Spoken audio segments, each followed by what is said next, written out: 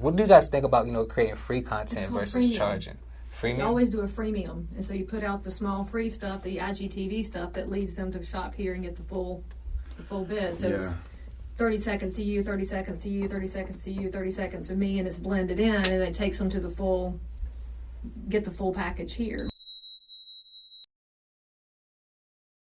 Ready?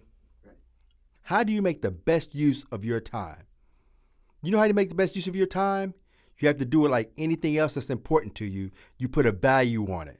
Dedicate yourself to the next 6 months that's coming up of this year.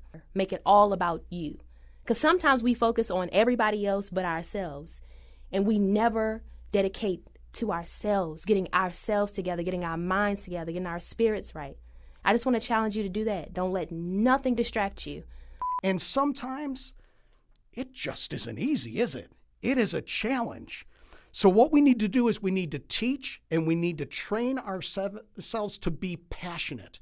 We need to teach and train ourselves to be passionate regardless of our situation and our circumstances. And I think we got away from that as a society. We forgot that if we treat other people well, money will find us, or success, or happiness, or faith, or whatever you define as that good moment in life.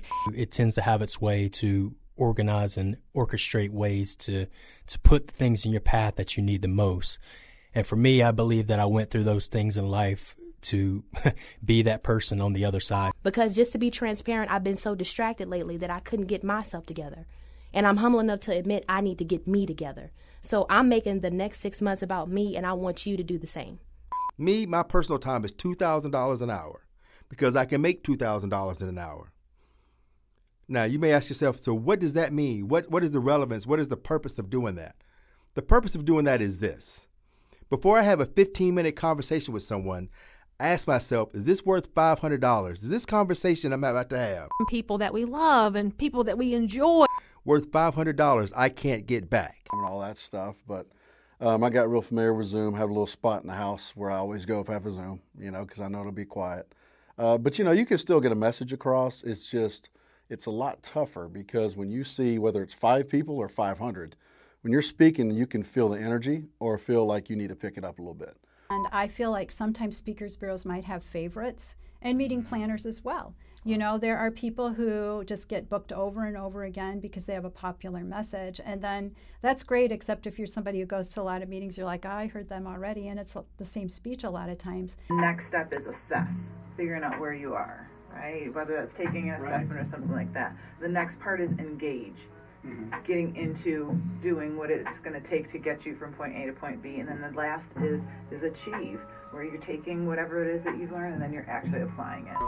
I'm actually not part of a speakers bureau as of yet. Oh, you can make your own speakers bureau. You can partner with other people if you want and have a regional speakers bureau or refer back and forth.